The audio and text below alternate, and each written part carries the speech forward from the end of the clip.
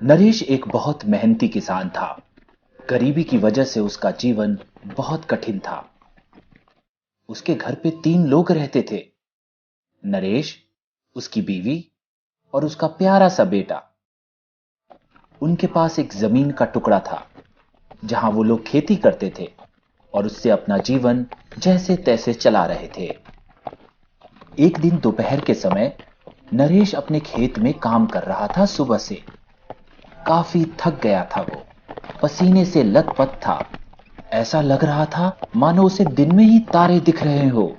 हल चलाते चलाते नरेश बहुत थक गया था। काफी दिनों से बारिश नहीं हुई थी। मिट्टी सूख कर पत्थर बन चुकी थी।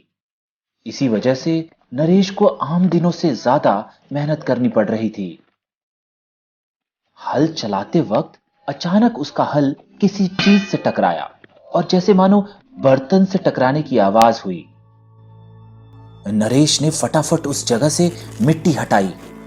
वहां उसे बहुत बड़ा मटका रखा हुआ मिला।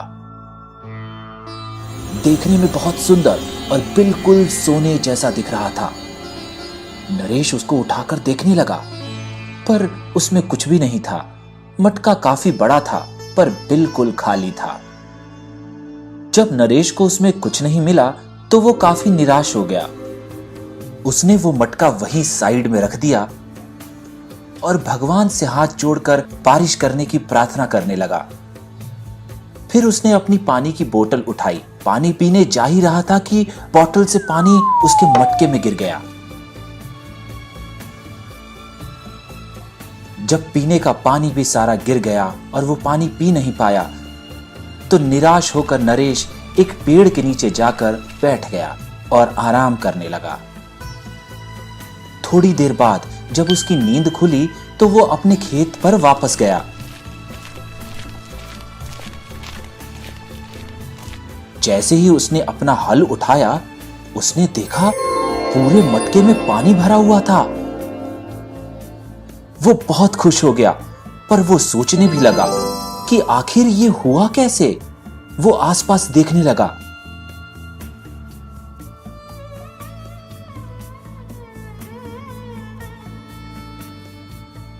पर कहीं भी जमीन पे उसे पानी की एक बूंद तक दिखाई नहीं दी। उसने वो पानी अपने खेत में डाल दिया।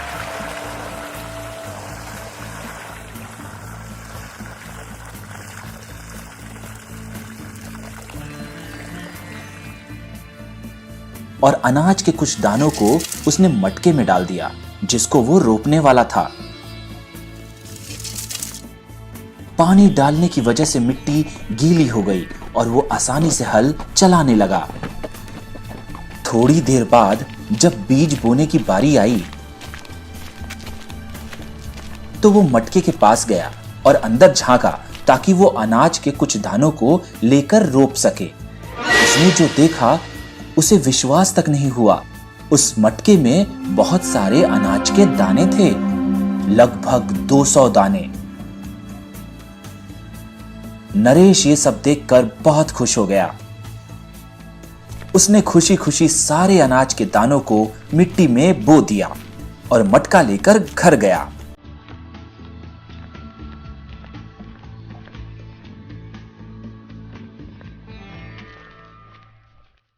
घर जाते ही उसने मटके में एक चावल और आलू डाला।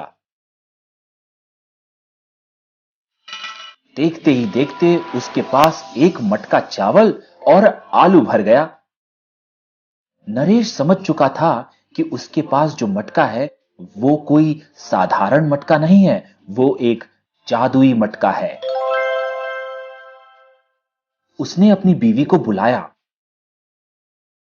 और उसे मटके के बारे में सारी बातें बता दी। दोनों ने मिलकर जरूरत के सामानों को मटके में डालना शुरू किया और उनके पूरे घर में काफी सामान भर गया। अगली सुबह नरेश खेत पर नहीं गया। वो घर से गेहूं चावल की बोरियां लेकर बाजार गया और वहां बेचने लगा। उस दिन उसकी कमाई बहुत अच्छी हुई। रास्ते में उसने कुछ खिलौने और मिठाई खरीदी और अपने घर आ गया।